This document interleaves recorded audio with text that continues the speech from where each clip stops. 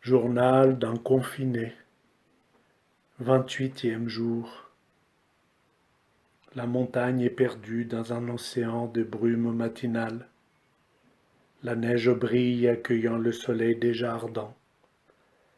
La neige est calme, majestueuse, même si elle sait que la fin est proche, même si elle sait que la fin est déjà en œuvre, même si elle sait qu'elle glisse déjà vers autre chose. La belle donne ce matin, presque transparente, se donne à mon regard, vient jusqu'à la fenêtre derrière laquelle je me tiens, sans jamais devenir vraiment proche.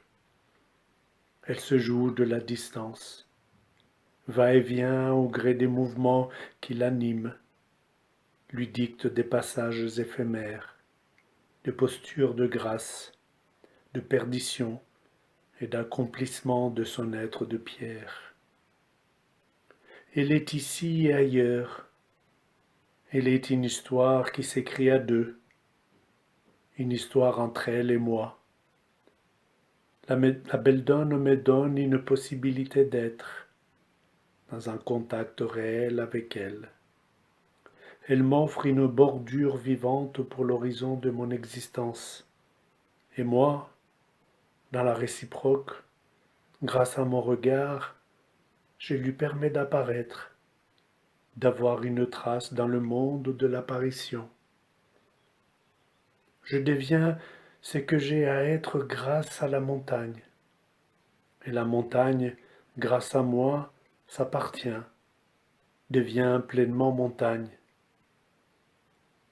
La belle donne se joue du temps. Elle est maintenant, hier et en même temps demain.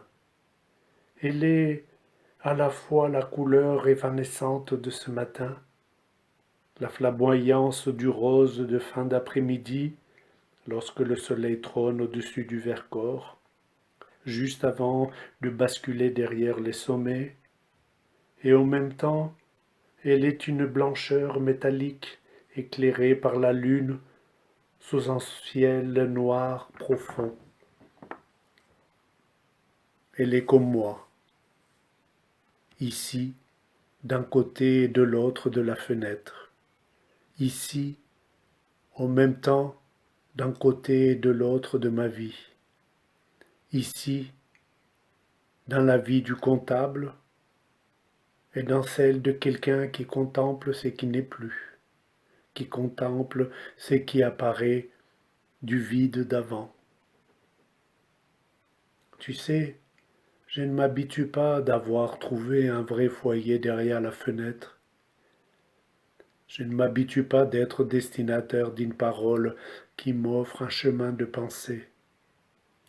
Je ne m'habitue pas de t'écrire tous les jours, de tenir ce journal pour compter un voyage au cœur de l'inconnu, pour compter l'histoire d'une métamorphose, l'histoire de quelqu'un, de vraiment quelqu'un, comme pour dire de vraiment quelconque, qui au cœur de l'épreuve fait face à des apparitions surprenantes, qui à la fois l'exile dans un ailleurs insoupçonné et l'enracine dans ce qui était déjà là, dans ce qui était déjà lui.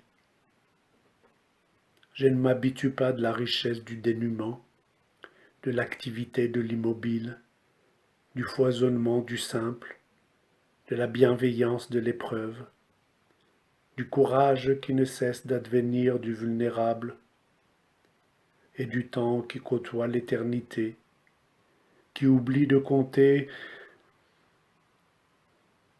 dans le petit, qui devient existence dans chaque instant, dans chaque fulgurance, dans chaque présence qui de l'infini dit oui à l'infiniment petit, dit oui à l'homéopathique majesté de la vie.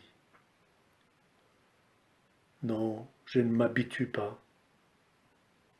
Non, je ne m'habitue pas d'être devenu quelqu'un d'autre, un autre différent d'avant, un autre qui dévoile pour la première fois, qui dévoile enfin ce qui était déjà là, c'est qui était déjà là depuis longtemps, depuis que le Vercors et la Belledonne se sont rencontrés, se sont unis dans le lit de la vallée, pour s'unir dans mon cœur, ayant trouvé une demeure, ayant trouvé les moyens d'habiter un foyer, celui de derrière la fenêtre. Immaculée blancheur, le soleil m'aveugle. Il y a quelque chose qui ne peut pas être regardé en face. La lumière est trop forte pour mes yeux. Ce qui apparaît dans le monde fissuré par le virus ne peut être vu en pleine face. L'insoutenable manifestation libérée par l'arrêt brutal du monde d'avant ne peut pas être appréhendée par le regard. L'insoutenable manifestation peut être seulement touchée grâce à la vaillance, grâce à l'intelligence du cœur. La pensée conventionnelle, contingente, catégorielle, ne peut pas embrasser les contours de l'Apocalypse. Seuls les mots qui s'imposent grâce à un moment d'abandon, d'acceptation de l'inutile drapeau, offrent la possibilité de se tenir au cœur de l'éclaircie, de tenir face à la puissance de l'événement qui ne tolère aucune demi-mesure, aucun stratagème de défense ou de reconquête du royaume d'avant, de tenir face à l'événement qui exige le flottement dans l'inconnu, le retournement du puissant et l'audace du pèlerin qui de la perdition retrouverait-il une maison, une autre maison, la même maison enfin habitée. Derrière la fenêtre je me tiens, et j'aimerais que tu sois là, assis à côté de moi, contemplant ensemble le matin qui dit oui à un autre commencement.